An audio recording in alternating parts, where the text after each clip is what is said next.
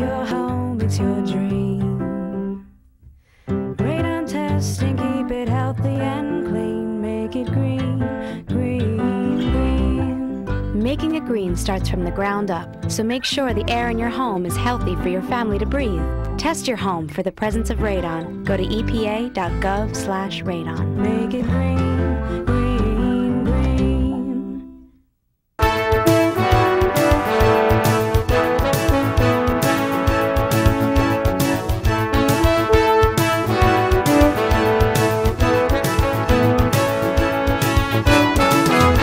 Today we're going to show you a demonstration of our what a potential fire in the kitchen on a stove could be. First, I'd like to tell you first of all how we got the simulator.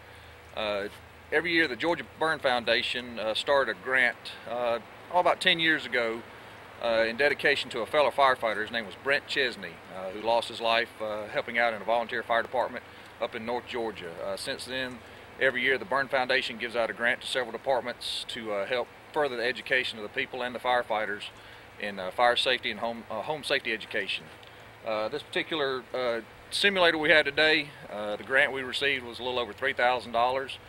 We went to a local business person, had it made, so we try to help support the local economy as well. What we're going to show you is just an average everyday cooking with oil. We'll show you some of the things of the do's and don'ts of how to help protect yourself and help protect your house from a potential disastrous fire. First thing I want to show you is we'll show you the grease we have. This time of year everybody's doing all kinds of cooking. What we have here is just your average pot of I don't know, 1/2 to 3/4 of an inch of grease. Stove unit here. The setup here is very similar to anybody else's stove at the house. The distance from where you see the pot to the top of it there, this would be the equal distance of your vent hood. And if you can imagine, just above that is where your cabinets and everything would be. So here shortly, when you see the fires actually go off, you can see the devastation that can happen very, very quickly. Typical cooking fires, what happens is people put their oil on. Obviously you have to let it heat up 5-10 minutes. We've expedited this. We had it started a little bit for us for time's sake here. What many people will do is walk away and forget about it. As we sit here, you can start to hear the cooking fire. You can hear the oil is starting to bubble and starting to get up to a temperature. Leaving that oil there, what happens is an actual what we call an auto ignition temperature. The oil will reach a certain temperature where it will actually ignite itself and catch fire. This is where our stove fires come into play. Alright, as you can see, with just in a few minutes, an unattended fire can easily ignite itself. One of the quickest, easiest, and safest ways to put this out is have a lid ready for your pot. As Jimmy will show you here, if you'll take the pot, go in kind of like a shield and drop it down on the pot, this will actually suffocate out the fire. Alright, one of the things you don't want to do if you do have your oil ignites or whatnot, as you can see here, I've got a smaller pot with some simulation of oil. One of the things that happens a lot of times is people's immediate reaction is take the pot, try to run over to the sink and put it in the sink to get it away from the cabinets. What happens then is either we spread the fire or people end up getting burned. The panic state, people will move and you'll either splash the oil or running towards it, it splashes out, or it can even splash back on you and burn yourself. Those with little children, they tend to run around the kitchen a lot of times while mom or dad's cooking. The oil can actually fall on them. If it's burning as you see here, what will happen is that fire, the oil that's burning that is on fire, it can actually spread through the kitchen. Now not only do you've gone from just a stovetop fire, now your entire kitchen, possibly kitchen table or even somewhere else in the house, the fire is spread that much more quickly. The one thing that we try to tell you is do not throw water on the fire. What we have here is an average. Most people run over to the sink, grab a cup, usually 8-10 ounce cup. Oh, I'll throw a little bit of water on there. If you watch what happens here, we've got the same amount of water in our little simulation here. What happens when you throw the water on there?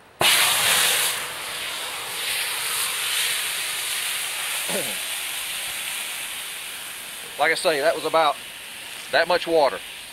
We had the same amount in the cup there.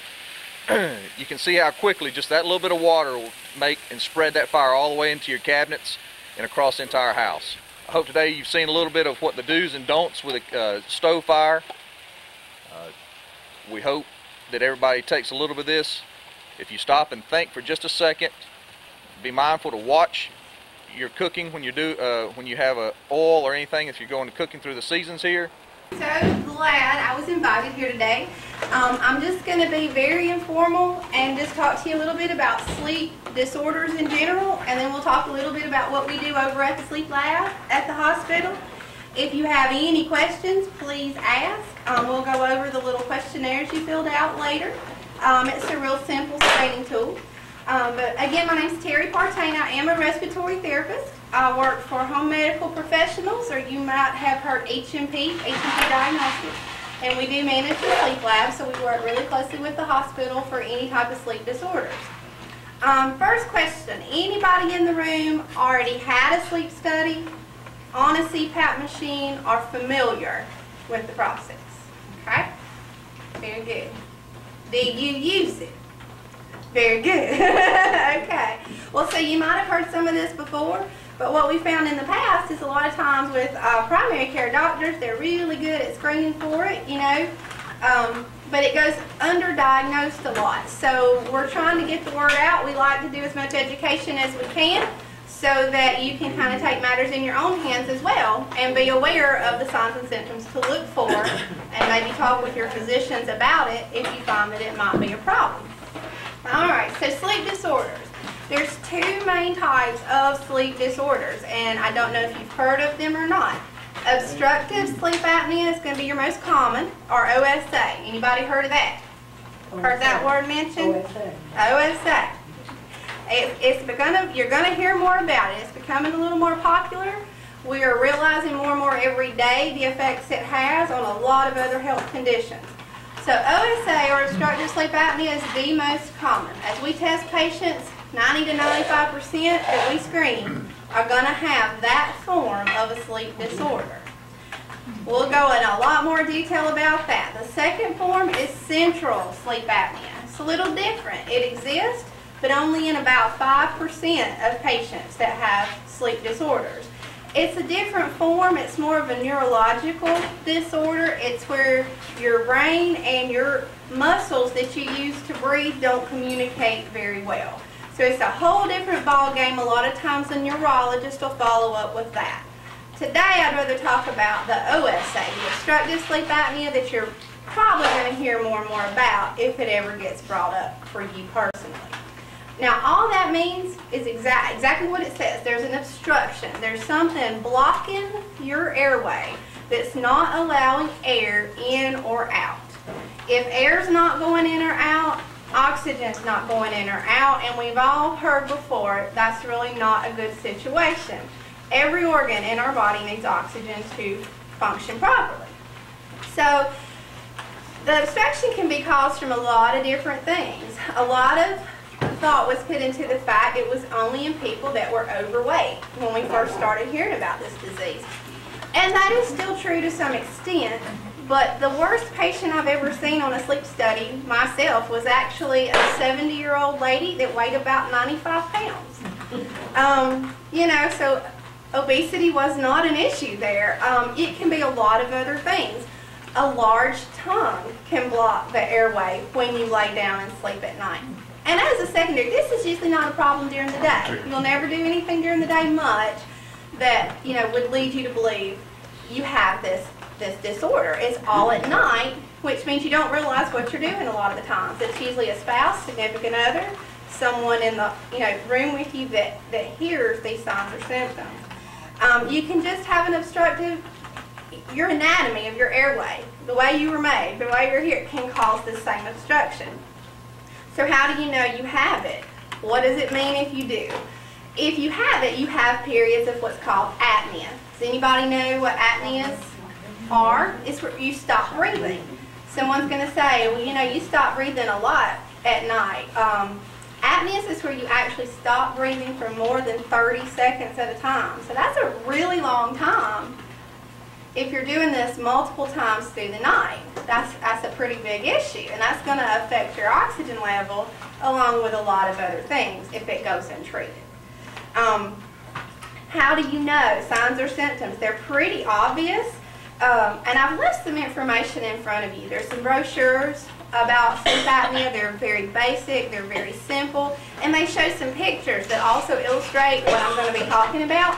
The most common thing we hear, complaint we hear, is excessive daytime sleepiness. You could sleep 8 to 10 hours a night and still wake up feeling like you never went to bed. That's probably the most common. And you notice that. You feel that. Probably second most common thing that you may or may not realize you do is snore. Loud snoring, gasping for air as you breathe, pretty good indication you probably have some type of sleep disorder. And again, that's usually someone else telling on you at the doctor's office if they ask.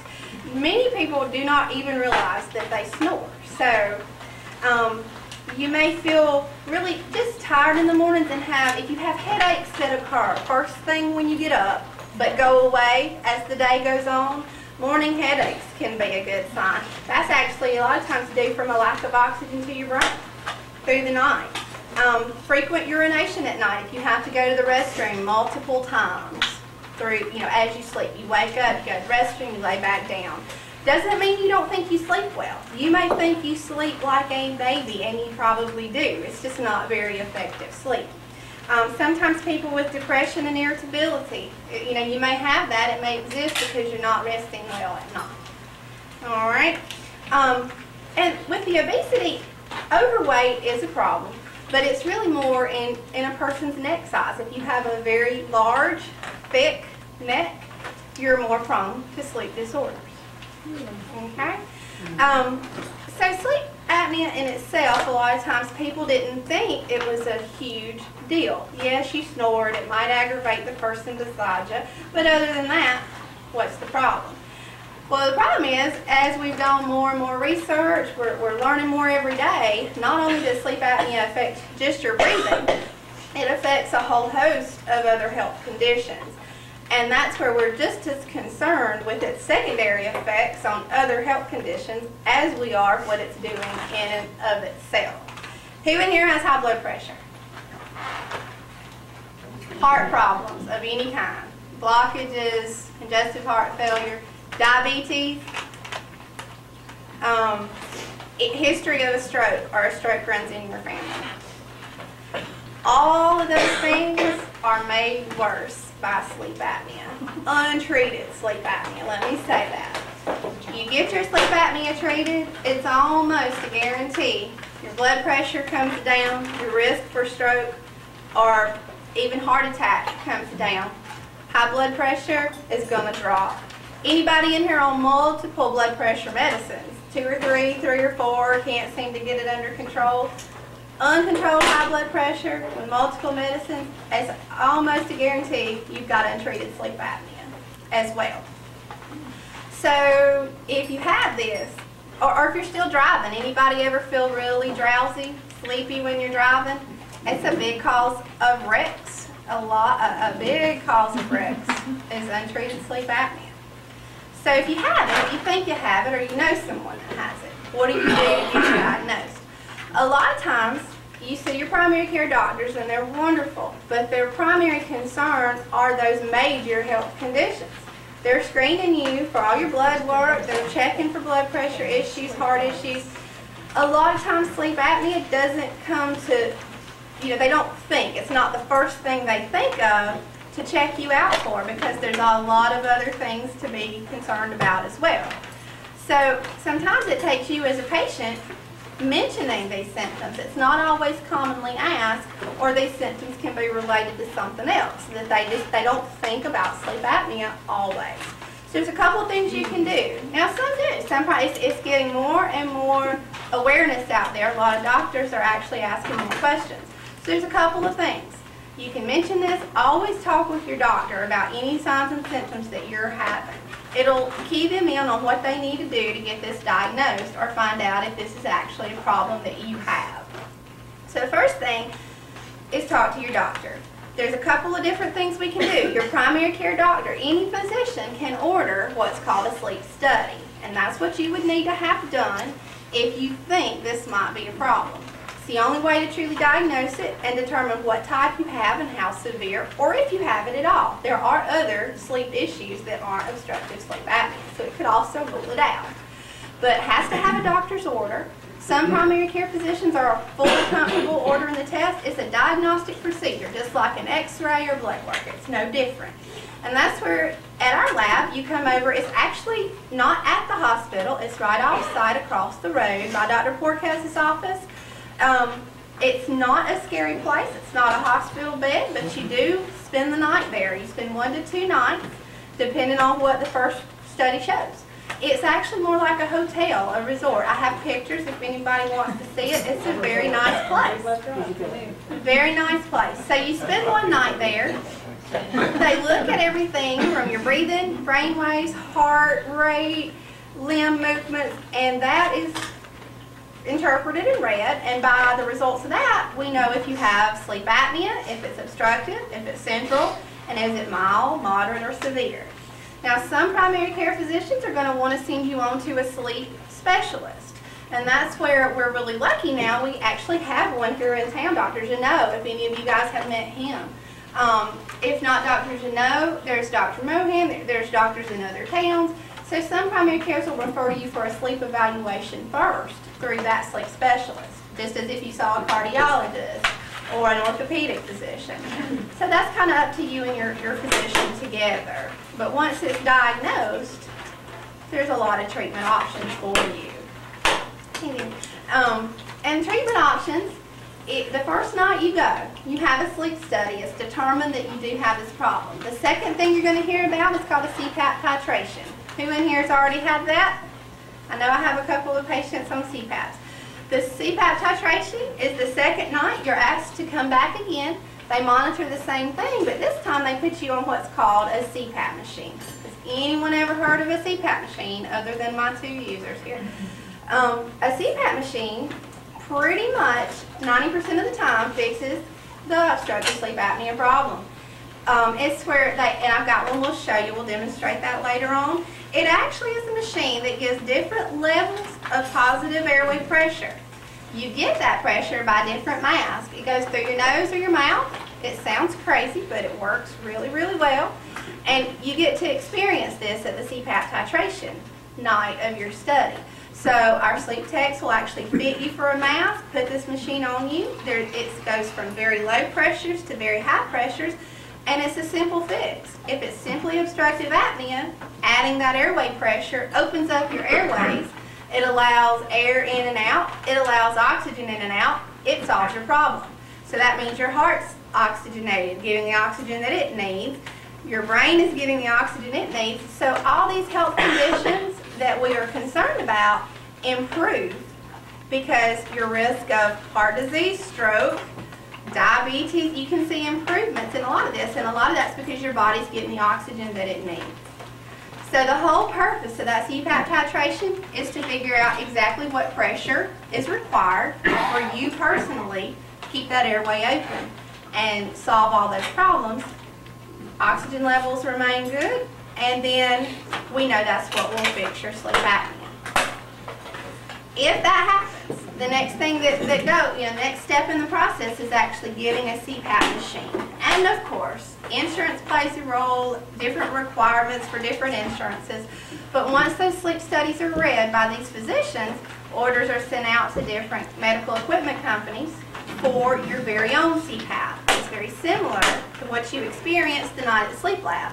But you bring it home, you keep it, you get used to it, you wear it, and it solves your problems. And what you'll usually notice, it takes a little getting used to, but after 3 to 4 weeks of therapy usually, some sooner, some a little longer, it takes a lot of support and getting used to, but what you notice is that you have more energy during the day. Most of the time, you had no idea how bad you felt until you start to feel better. So you notice the morning headaches are going away. You notice that you use the restroom less at night. You notice that you wake up feeling like you actually have gotten some rest.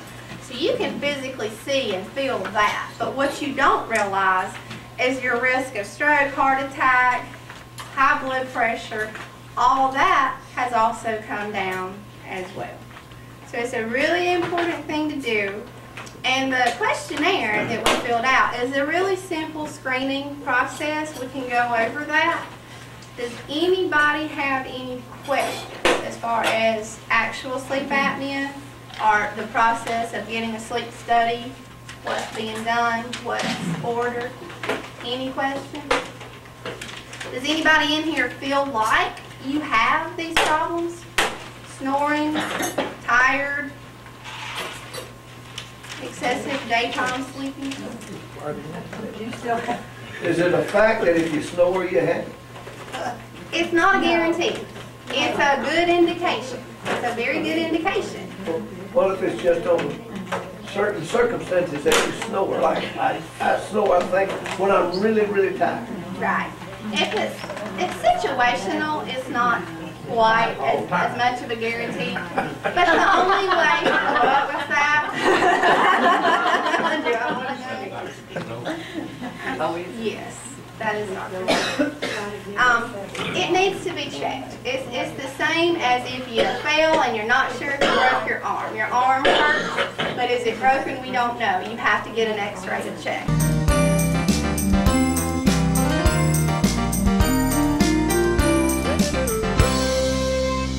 At my office in recent months about trash on the side of the road, but we did have a letter that came in to the chairman's office, concern of a citizen here about our roadsides, and I just wanted to share a little bit of information with you all about how we work here at Keep Walton Beautiful. We don't just have people that go out and pick up trash. We don't have people employed to do that. We work through volunteers. That's what I work through with my program here with volunteers, and we do have an Adopt a County Road program where people can adopt a road through the county, and we have that information here, and it's also on our website. Now, the state of Georgia has kind of put a moratorium on the Adopt a Highway program. We do have 2 or 3 active groups still on the Adopt a Highway program, but they are going through a lawsuit, and they have decided not to do any more Adopt a Highway programs at this point in time. So with the constraints on their budget, they don't have a lot of money, I guess you might say, to just hire people to go out and pick up the road. The same people that you see picking up on highways are the same workers that do the other jobs that are needed by the Department of Transportation. So personal responsibility is a must with litter. I mean, it's never going to go away. There are going to always be people who don't care, and we do everything we can here to try to educate and let people know that we are here. We're trying to get in, talk to school children, any kind of civic groups. There are just some people that don't care one way or the other, and they're always going to be there, and I hate that. But with that, it is what it is, and we have a wonderful sheriff's department. And we have judges that help enforce when people are spotted littering, but sometimes it's hard to catch them. We have people here in the county that if they do find a bag of trash or something like that, if they find any kind of identifying information, then they do get with the person that littered.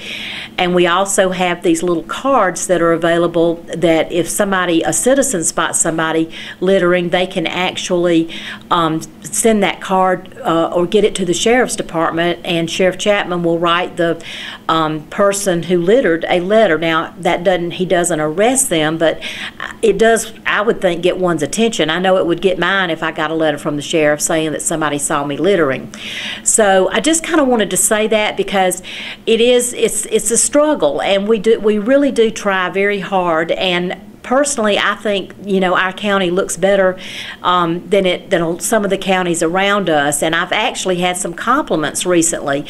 I will say one other thing about litter. In winter months, it's always worse because it's more visible, and the weather's worse. And when we use our sheriff has a highway detail that they get out and pick up roads, and our public works department supervises community service workers that are sentenced through the court system to pick up trash, but they can't do that when there's inclement weather. So in winter months, you're just going to see it a little bit more frequently.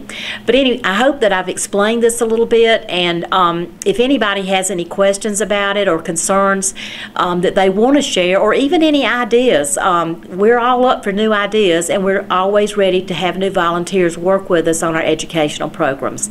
Thank you so much for listening, and have a great week.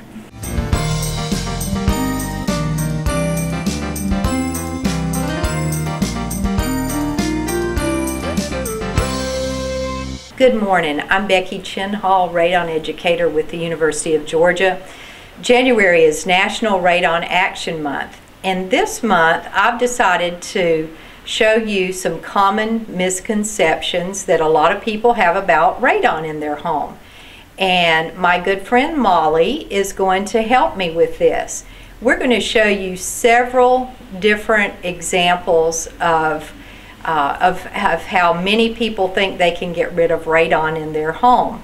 And then I'm going to talk to you and tell you if any of these methods would really work and how you can get rid of high levels of radon in your home. Radon is the second leading cause of lung cancer. That's why we're concerned about it.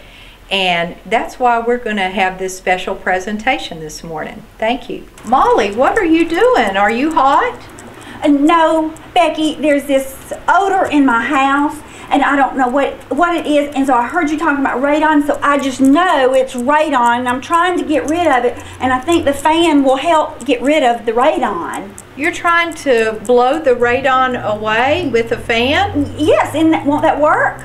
No, I'm sorry. The fan cannot get rid of radon in your house. Really? That's terrible, because I thought that would be a simple way to get rid of it. Molly, what are you doing with the vacuum cleaner? Well, Becky, you said that radon is a gas and it comes from the ground and it comes through the floor. So I decided that if I vacuumed my floor, I could get rid of the radon that way. Can I? No, Molly, I'm sorry. You can't vacuum up radon gas. Radon's a radioactive gas. The vacuum cleaner is only going to stir up some dust. We can't get rid of the radon that way. Oh, okay. Well, we'll think of something else then. Molly, what are you doing? Becky, I'm trying to open the window. I'm trying to open this window to let the radon out. I am so scared about this radon you keep talking about. So I think if I open my window, it will help. Molly, it will help some, but it's freezing outside today. Are you going to be able to leave your window open 24/7 in this cold, freezing weather? I don't think so. Okay. It's not a practical solution. Oh, it's not? No. Opening the window is only temporary. Well, I hope you have some good fixes for me. Hello, Molly. What are you doing with a mask on in your home? Well, Becky, you said we breathe radon, and so I put this mask on so that I don't breathe the radon. Won't that help? Well, I'm sorry you're worried about breathing the radon gas in your home. That's not going to work though. That dust mask does not get rid of radon. Radon's radioactive. Well, Becky, then how do I get rid of radon gas in my home? Please let me know the correct things I need to do. Well, Molly, I'm so glad you asked. So many people are concerned about the radon in their home, and they don't know what to do to check and see if they have high radon. So the first thing you need to do, Molly, is get a radon test kit at the extension office. Okay. These are for sale here at the extension office, and they're only $8. You hang one of these in your home and you test your home for radon. then you know if you have a radon problem or not. If your radon level is high, you need to do something about it. So let's assume that you tested your house and your test result came back high. Opening your windows is usually only a short-term solution. Having a fan running is not going to get rid of radon in your house. But let me tell you how. I would suggest you contact one of our radon mitigators. There are about a dozen in Georgia. And what they do is drill a 3 or 4 inch round hole through the foundation, run a pipe up with a fan, and this fan pulls the air from underneath the home, blows it out above the roof. And that takes care of the problem, and it's a one-time fix. You don't have to keep worrying about it and being concerned about it afterwards. The bad news is about radon is it causes lung cancer, and it's very, very real. The good news is you can have your home fixed if it's high. The national average is 1 out of 15 homes will come back high. So chances are your home is not, but you're doing the right thing when you test. And I want to thank Molly so much for helping create a greater radon awareness during January, and for helping show you these situations that are a lot of misconceptions that people have about radon. And now we know the real way to get rid of it. Come see me at the Walton County Extension Office and pick up your radon test kit today.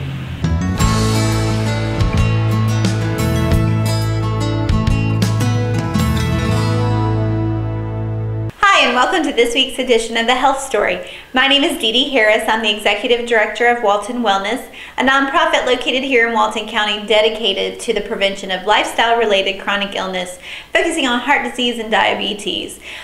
Each week I like to bring some type of important information to you that has something to do with your health or the health of your children or your family or loved ones that you can pass along. And I can't let this season go by without talking a little bit about the flu. You have to have heard about the flu. It's on every news, radio news show, TV news show. You can't look at a newspaper or anything without seeing the flu statistics, which actually is larger this year than it has been in the past several years. And we are hearing a lot more about hospitalizations and just more illness altogether. And a lot of people are saying, you know, why is this? Because I got a flu shot, or, you know, there are so many flu shots available. Why is it that we're still getting so much of the flu?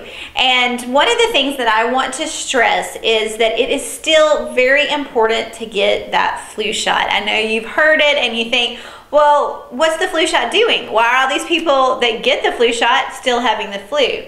The thing of it is that the vaccine is not 100%. Just like any vaccine, and I've talked to you about other vaccines on this program before, the flu shot is not 100% going to keep you from getting the flu. But what it will do is it will make, if you do get the flu, then it will help you to have a much milder case of the flu. And I can attest to that personally. My daughter, who did have, she did not have the flu shot, she actually had the nasal swab or the nasal spray for the flu vaccine. And she did end up getting the flu, but she had a much milder case. Her fever was very low grade. She had a little bit of sniffling and just not feeling good for a couple of days, but nothing that alarmed me to the point that I even thought that I should take her to the doctor, or that we would need to go to the emergency room. And I had seen the doctor after that and told her about the symptoms, and she said yes, that, you know, that was more than likely the flu. However, because she had received the vaccine, we did not have a really horrible case. And also my son had received the vaccine, and he, obviously we're all in the house together over the holidays and stuff, and he has not contracted the flu from her. So that, again, that vaccine just helped give him the benefit of hoping not to contract the flu, even though someone in the house had it. So it still is very important to get the flu vaccine. And other than just getting the vaccine, and I say this a lot, and I know you probably get sick of hearing me, but washing your hands.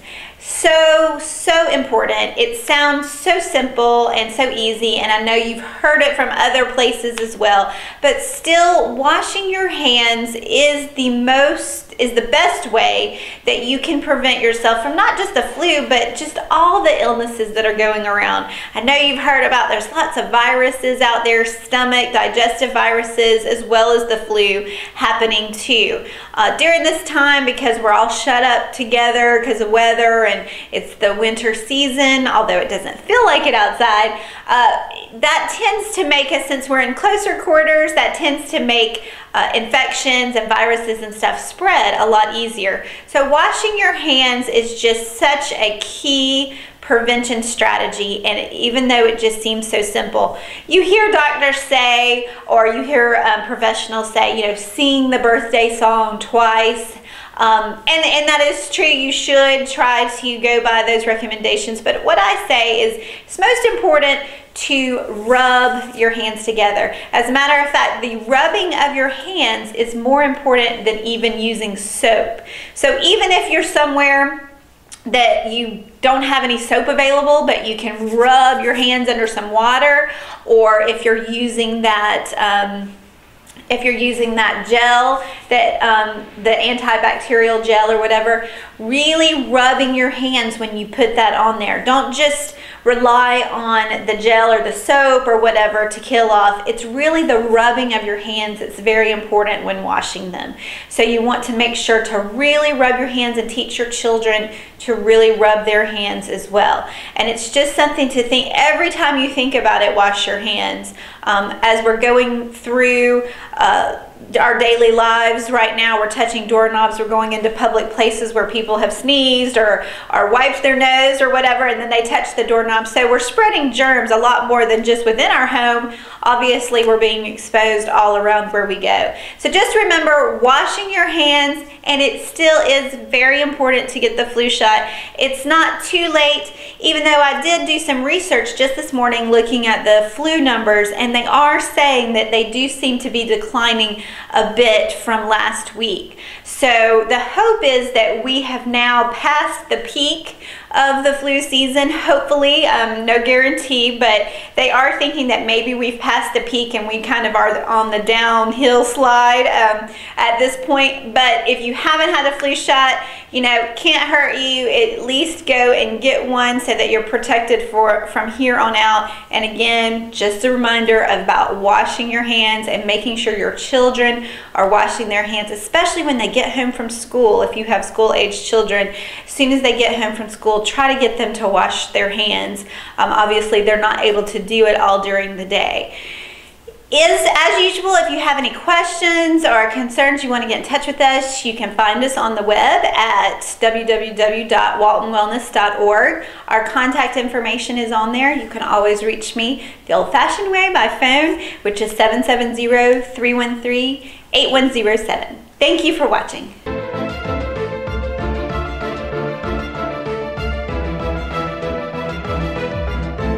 Hey, I'm Isaac with Reboot Computer Company, and we're going to do the Reboot Tech Tip. We're going to talk a little bit today about security. Lots of security issues going on.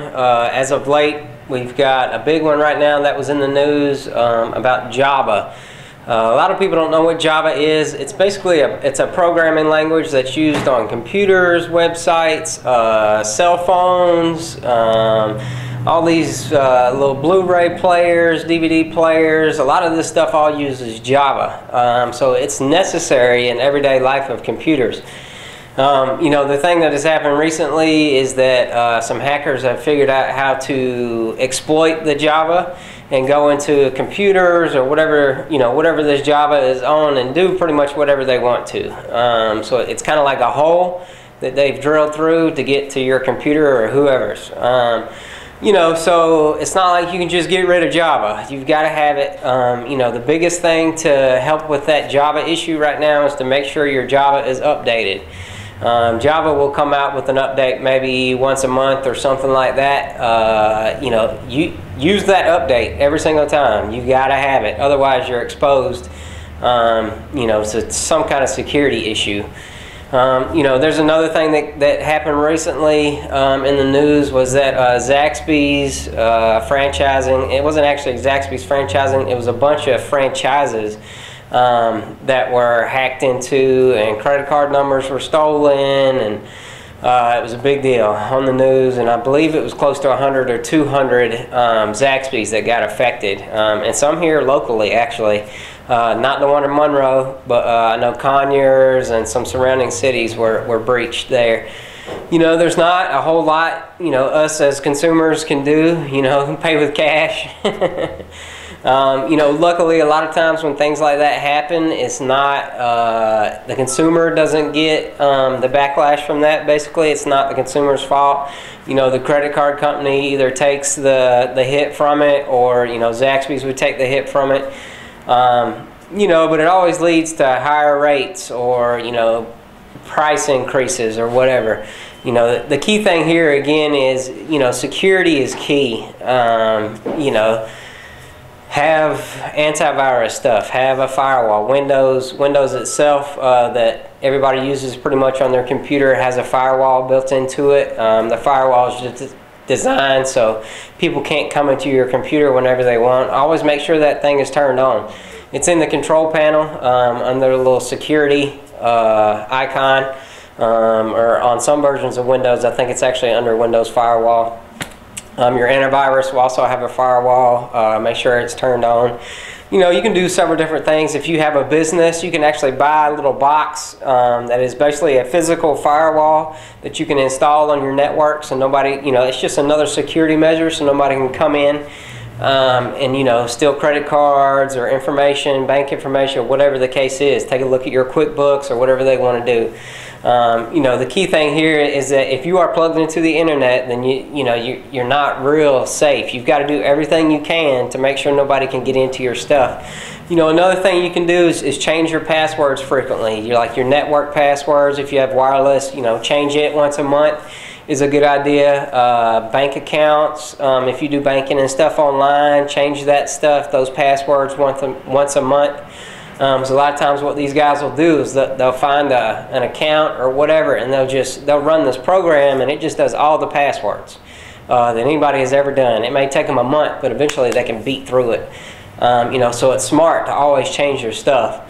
And I'm not trying to scare anybody, but, you know, have some security. You know, call a computer company, you know, have them come out, check out your business if you have one.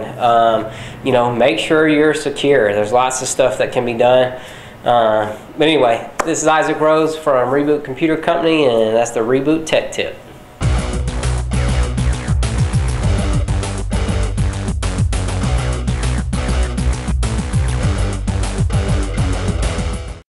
Hello, this is Jody Johnson here with the Recreation Report.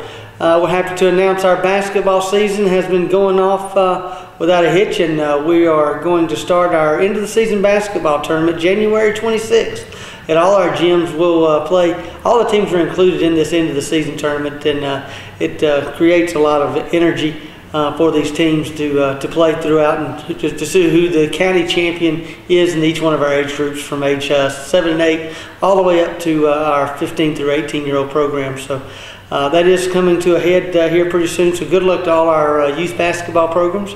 We will be selecting our all-star teams that will represent Walton County in our Class A Georgia Recreation and Parks Tournament, and that tournament will be February 23rd. We're going to host part of that tournament here in Walton County. The 11 and 12 boys and girls will be up at our Meridian Park Community Center, and the others will be traveling to some other areas in Henry County or DeKalb County. So also good luck to those teams coming up.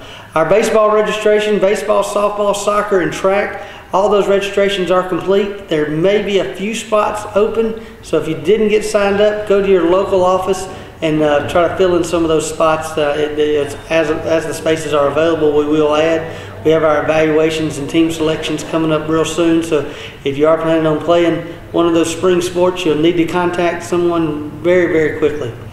I also want to let you know that it's now only $42 per family to join our community centers, and that's now through July 1st. So it's a great deal, about the price that you'd pay for 1 month's membership. You'll be a member all the way through July. And that gives you access to all of our novice equipment, our treadmills, ellipticals, our 1/16 mile walking track.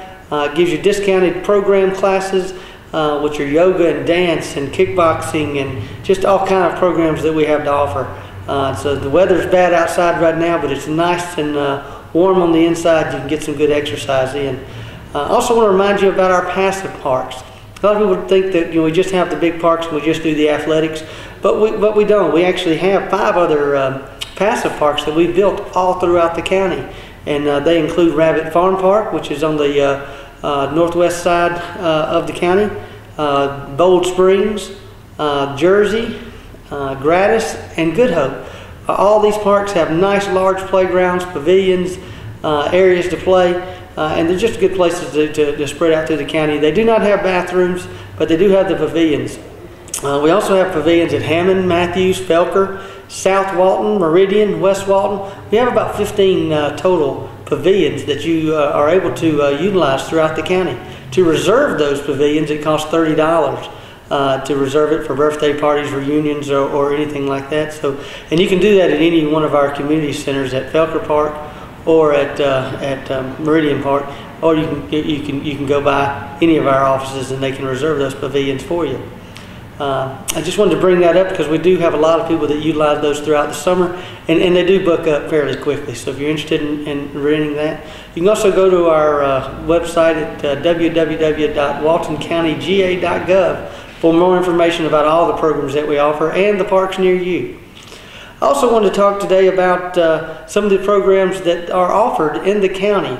I have Glenn Blair here with the County Extension Office, who provides some of the recreation sports that we don't provide. A lot of people are very interested in outdoor recreation, and Glenn, they do a great job with some of these programs. So I'm going to hand it over to Glenn to talk a little bit about some of those outdoor programs that he offers. Hi, Jody. Some of the things that we have to offer is if you're in the 5th grade through the 8th grade, they can do BB rifle competition, and that is just now starting. Starts in January and runs through April. And that program, they shoot BB rifles at 5 meters, and our team has been very competitive in that contest. They've been to the national contest, which is in Arkansas, the last 3 years. And then we have archery competition that we have in 4-H, where they can shoot several different types of bow, and that is practicing now. We have our indoor match that's coming up February the 23rd, and then we have an outdoor match that is in the first weekend in May. And if you want to get into something a little louder, we have our shotgun skeet shooting, and they practice every Sunday afternoon, and that you can start when you're in the 7th grade through the 12th grade, and we have about 45 or 50 young people that's shooting on our shotgun team. We're also starting the air rifle, is the CO2 air rifle competition. We're going to start a team of that, and but we have all of these shooting sports that our 4-Hers can get involved in, and if you're interested in any of these programs, you can call us at the Walton County Extension Office, and that number is 770-267-1324.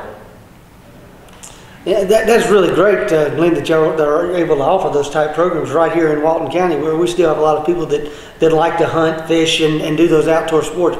What are some of the costs that are associated with those type programs? Are they really expensive? No, well, I guess expensive is relative. But the BB, you can get into the BB competition. For the fees on that are $25 for the season, and that covers the entry fees in the competition and the targets and the BBs. And for archery, it's $100 for the season, and that covers the entry fees and the targets. And then you have to have your own equipment, your bow and arrows. For shotgun, it's $125, and then you furnish your own shells, except for the competition, and we do furnish shells and the registration for the competitions.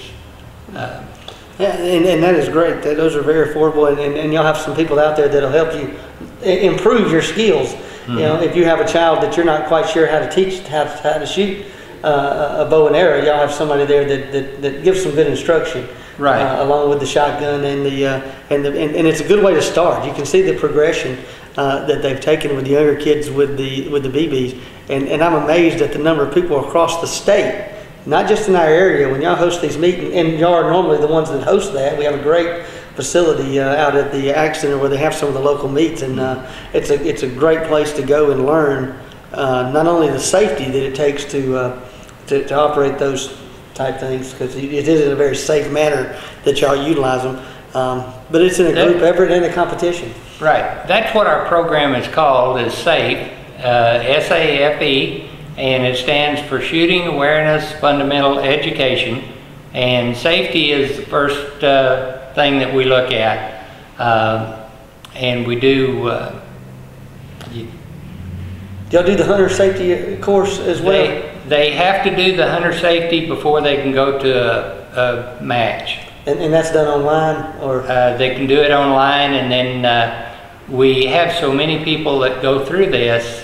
We have about 125 young people every year that compete in these contests, and they will actually put on a hunter safety program for us if we get several people together.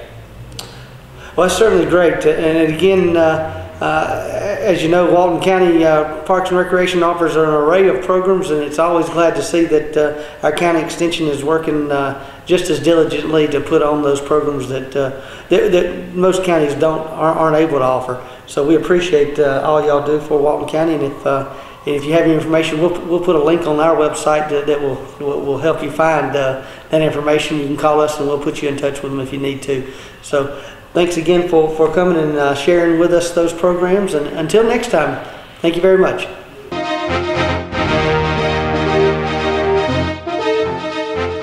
Hello, Walton County. This is Kevin Littlewood, Chairman's Report on Walton Entertainment, Channel 16. I think I told you last time, Happy New Year, but if you didn't get to see it, I want to wish you Happy New Year again. 2013 is here, and we're full-fledged running in the county, and everything's going pretty well. We had our audit report last week, which a report on the finances and the financial structure of what went on the previous year.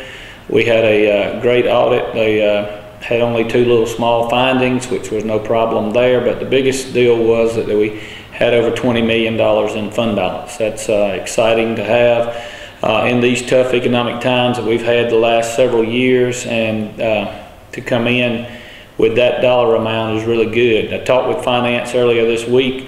I'm hoping that we'll be able to give tax breaks this year as we go forward as building our budget. If revenues will continue to be whole where they are, the big 2006 splosh burden that's been upon us for the last several years has gone away, and so now's the time that I hope we can be able to give some dollar discounts back to you, the taxpayers, who've endured it with us through this tough times. We haven't had to have the layoffs or the furloughs like other counties have. We never grew big government in Walton County, and so we have enough people to get you the services that you demand. And but as far as anybody laying around not having anything to do, we don't have those in Walton County. We want to provide the best service here for you. Constitutional officers are very respectful of your money as well. They've been very, very good, and they all spend your money very wisely. Our courts, our judges, DA, sheriff, we just all kind of feel at home in Walton County, and we want to make sure that your dollar is spent wisely and not wasted. And I very seldom get any complaints on anything. So as we press on here in 2013, we hope that 2013 will be as good as 2012 was. Like I said, we don't have the burden of the splice. We do have a new splice, so we do need you to go out and buy as much as you can in Walton County and keep that tax dollar at home. We are not bonding it out this time, and it's a pay-as-you-go. And so, but we need you to purchase anything here, and you know, Loganville, Social Circle, Walnut Grove, Monroe area. You know, try to keep everything within the county because it all benefits us as we head on into the 2013 year. If you have any questions or concerns, please give me a call, 770-267-1316. Thank you.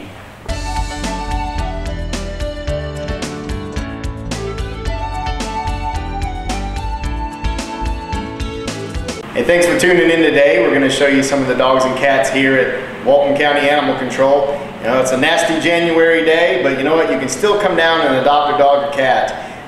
It's winter time. We sometimes slow down, but this year we've still been busting at the seams with dogs because it was a mild winter this year so far. We're still getting puppies in. Just had a litter of 7 beautiful Border Collie puppies. So a big wide variety to choose from here at the shelter.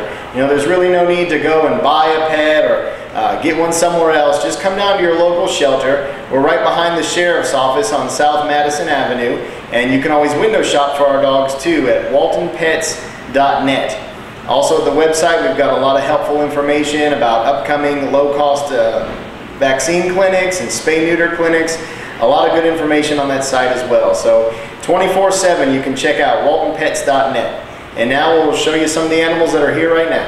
This is a poodle mix, about 5 years old, male, already neutered, and we named him Huck. He's real sweet. Hey, this is Max. Come on, buddy.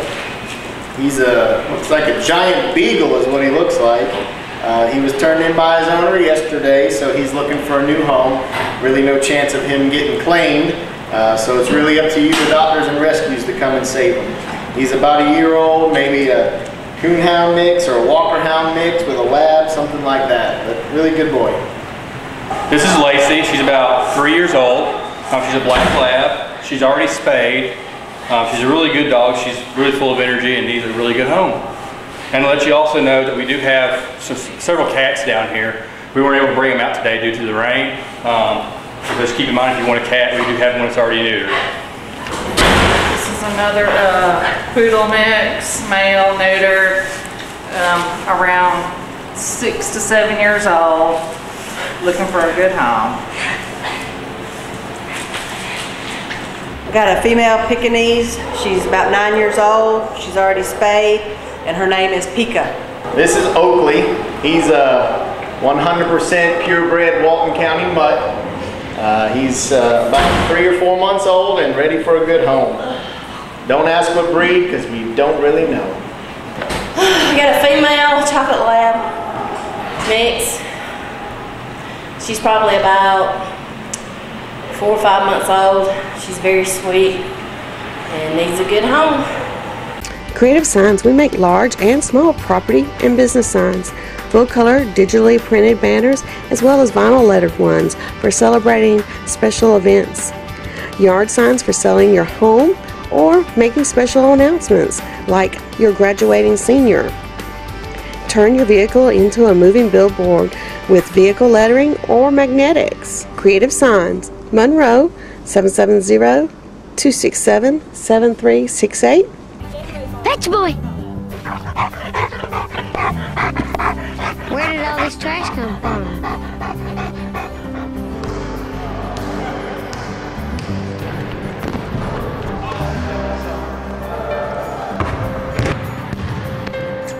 That was a good one. Good game, man.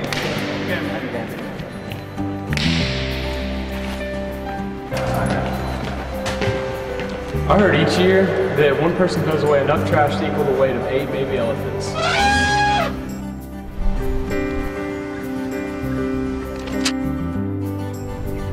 I heard recycling just one Sunday newspaper could nearly save 75,000 trees. Help your community out. Keep Walton beautiful. Keep Walton beautiful. Keep Walton beautiful. To be a Keep Walton Beautiful volunteer, call 770-267-1421 or check out our website at waltoncountyga.gov/KWB.